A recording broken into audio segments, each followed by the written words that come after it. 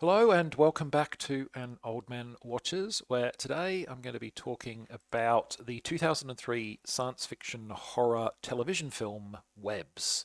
Four electricians are sent to cut off the power in a condemned building that's scheduled to be torn down. They notice that there's a difference between the floor plans and the actual size of the building, and investigating this, they break down a door and discover an old laboratory which encloses a vintage nuclear reactor. The nuclear reactor, in turn, is powering a weird machine on the floor. The electricians manage to accidentally restart this weird machine, and two of them tumble through a portal that it creates. And the other two decide to read through the notebooks in the lab and try and understand what just happened, which, as plot devices for justifying later info dumps of exposition go, it's not terrible. Meanwhile, the two that fell through the portal find themselves in a deserted, web-covered version of Chicago. The head of the electrical team, Dean, seems to find this more interesting than alarming and heads off exploring, while the other man stays back in the hopes the two left in the laboratory will somehow be able to rescue them. And those two, surprisingly, managed to learn from the notebooks that the lab's researchers were attempting to make a gateway to a parallel universe. And they're not only able to do that, but they're able to reopen the portal and go after their friends, which is touching loyalty, if perhaps not the most prudent of courses of action. In any case, that leaves all four men in the strange, web shrouded Chicago, which is exactly as unsafe a place to be as strange, web shrouded Chicago sounds. They'll soon be fighting, not just for their own lives, but to save their Earth from the terrible fate that has befallen this one.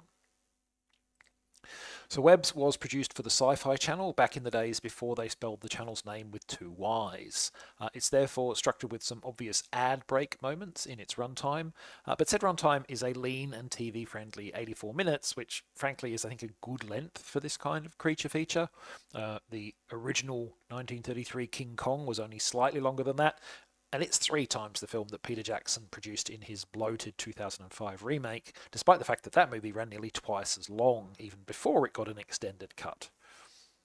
This film debuted on the Sci-Fi Channel the same year it was made, and then was released to DVD with some non-TV friendly gore added to the action scenes. I imagine this was to amp the DVD rating from PG-13 to R. Many big releases prefer to target the milder rating as it generally draws much higher box office, but horror fans like to know they're getting the good stuff, and they're more likely to pick up an R-rated film ahead of one with a more family-friendly rating. I saw the R-rated version, but frankly, even that is quite tame, as evidenced by its M rating in Australia, which is basically means about the same thing as a PG-13. But whatever its rating, how is the film? Well, I mean, it's a made for TV sci fi channel movie with all that means when it comes to budgetary scope. But the team behind this film have mostly done a pretty good job given the resources they had. Some of their choices are pretty standard. They made the movie in Chicago with Toronto standing in, sorry, in Canada with Toronto standing in for Chicago, as it has stood in for many other US cities over the years, because filming in Canada is cheaper due to tax breaks and the like.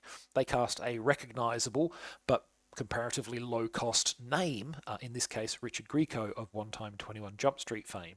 More on him and his role later. But the casting team has done a pretty good job of getting value for money across the board. I've watched quite a few Sci-Fi Channel original movies, and this one has better acting performances than most.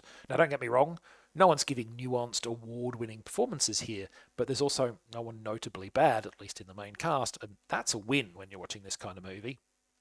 The effects are also tolerable within the constraints of the movie's age and budget, though don't expect them to look anywhere close to the kind of thing we're used to today. The few bits of CGI in particular will really show their age. And of course, they use a lot of darkness and shadow to conceal a multitude of visual sins. Sometimes to the point that things look a bit flat, to be honest. Probably the biggest visual weakness, though, is that it's pretty obvious they're recycling a very limited number of sets and locations. They do their best to conceal this with props and set dressing tricks, but those are not entirely successful. So, in 1988, Johnny Depp was notably unhappy in his role on 21 Jump Street, and that proved to be a big break for handsome young actor Richard Grieco, who scored a recurring role on the show that seemed more or less intended to provide a new teen idol should Depp choose to break his contract. Now, as things turn out, Depp stayed for another 2 seasons, and Grieco's character, Booker, was spun off into his own show instead. How did that go? Well, it lasted only 1 season, and in 2008 it made Time magazine's list of 10 worst TV spin offs. So, not great?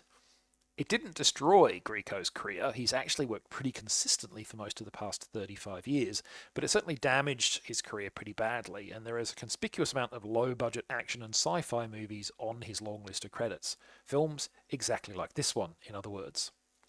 But despite a career trajectory far different from Depp's, Grieco delivers some good swagger here as Dean, the lead electrician and nominal hero of the piece. I say nominal because I couldn't help but notice that Dean's lack of self-control tends to put his friends in unnecessary danger. It makes him rather hard to like at times and is easily the biggest weakness of the script. Well, except for one thing, we'll get to that. In all other respects, this is a tolerably coherent, if relatively formulaic story. But there is that one other respect, which is the matter of the ending. This film has one of those sting final moments that a certain brand of horror movies like to include as sequel fodder. And that can work, at least as a narrative choice. 1998's Deep Rising does an ending not too dissimilar to this movie, and I adore that schlocky bit of nonsense. I wish it had done better and we had got a sequel. The difference here, I think, is that Deep Rising is smart enough to set the story stakes in such a way that the sting ending doesn't invalidate any of the achievements of the protagonists in this film. The ending of Webs, meanwhile, is just lazy shock tactics that left a sour taste in my mouth. Even in horror, the hero wins is a perfectly good ending to a movie. Alien, for instance, is no less a horror film for the fact that the titular monster is finally defeated. And that certainly didn't stop people making a whole bunch of sequels to Alien, with varying degrees of success, crossing my fingers that the currently airing Alien Earth proves to be one of the better efforts. So yeah, for most of its runtime, Webs is tolerable, low-budget sci-fi nonsense. And perhaps you won't dislike the ending as much as I did, but I can't say that this is a movie I'd actively recommend. Next time, Uebol's House of the Dead is a notoriously bad movie, but I did already talk about it last year, so instead, let's look at House of the Dead 2. It kind of has to be better than its predecessor, right? But that is next time. Until then, thanks for watching. I hope you've enjoyed it, and if you've seen Webs, let me know what you thought of it.